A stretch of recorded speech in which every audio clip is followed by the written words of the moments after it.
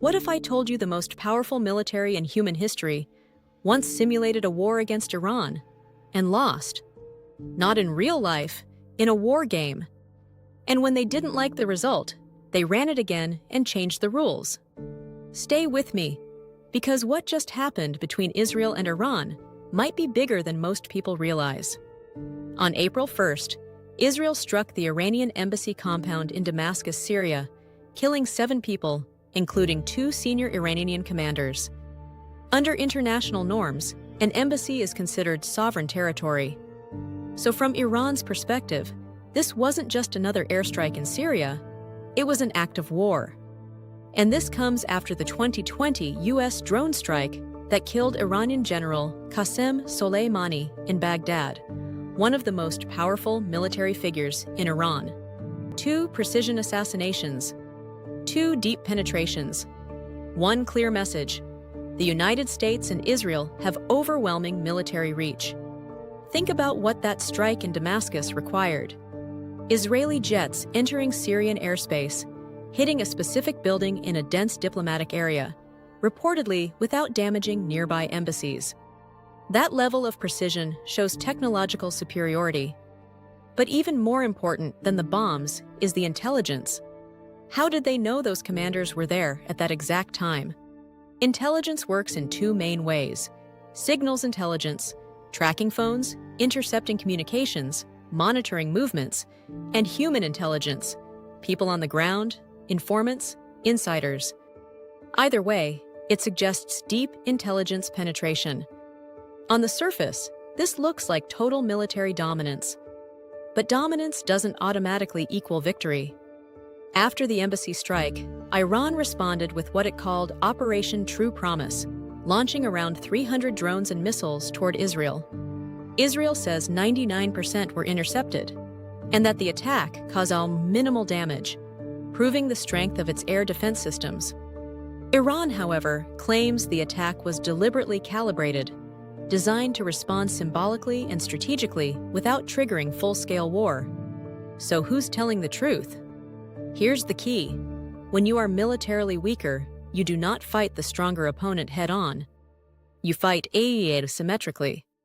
Asymmetrical warfare is one of the most important concepts to understand in this conflict. Imagine your enemy has body armor and a machine gun, and you have almost nothing. In an open field, you lose every time. But if you lure that enemy into terrain you know better, a dense forest, narrow streets, complex geography, you can set traps, strike unexpectedly, and avoid direct confrontation. You don't match strength with strength. You exploit weaknesses. You control the terms of engagement. This isn't hypothetical. In 2002, the U.S. military conducted a massive war simulation called the Millennium Challenge. It pitted U.S. forces against a Middle Eastern adversary modeled heavily on Iran. The United States, with its aircraft carriers, advanced jets, and massive firepower, expected an easy win. Instead, the opposing force used unconventional tactics: swarm boats, surprise missile attacks, and creative communication methods to avoid detection. In the first round of the simulation, the U.S. suffered devastating losses, including the effective sinking of major naval assets. The weaker side won. So what happened? The simulation was reset. The rules were adjusted. Certain unconventional tactics were restricted. Then the United States won. That outcome tells you something important. When asymmetry is allowed, a weaker opponent can create serious problems for a stronger empire. When forced into conventional rules of engagement, the dominant military regains control. Now think about costs. An American aircraft carrier costs billions of dollars. Advanced missile interceptors are extremely expensive.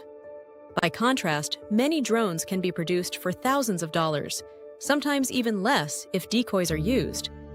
If you launch large numbers of relatively cheap drones and missiles, even if most are intercepted, you force your opponent to spend vastly more to defend.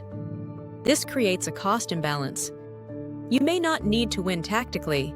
You just need to make the economic exchange unsustainable over time. Reports have suggested that Iran's strike package may have cost tens of millions, while defensive interceptions could run far higher. That's asymmetrical logic.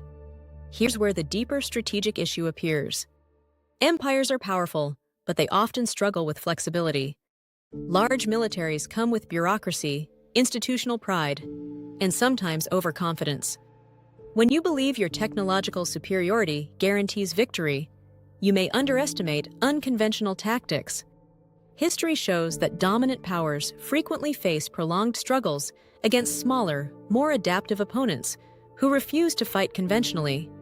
So yes, the United States and Israel likely maintain overwhelming air superiority and technological dominance over Iran.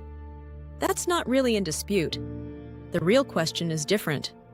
If a broader conflict were to unfold, would it remain a conventional war of jets and missiles? Or would it evolve into a prolonged, asymmetric contest involving proxies, cyber operations, economic pressure, missile saturation, and regional destabilization? Military dominance does not automatically mean strategic victory. War is not just about who has the biggest weapons. It's about who controls the battlefield, who manages costs, who sustains public support, and who adapts faster. The stronger side wins open field battles. The more adaptive side often survives longer conflicts. So if tensions continue to escalate, the outcome won't be decided solely by technology. It will be decided by strategy, endurance, and the ability to define the terms of engagement. And that's the part most headlines miss.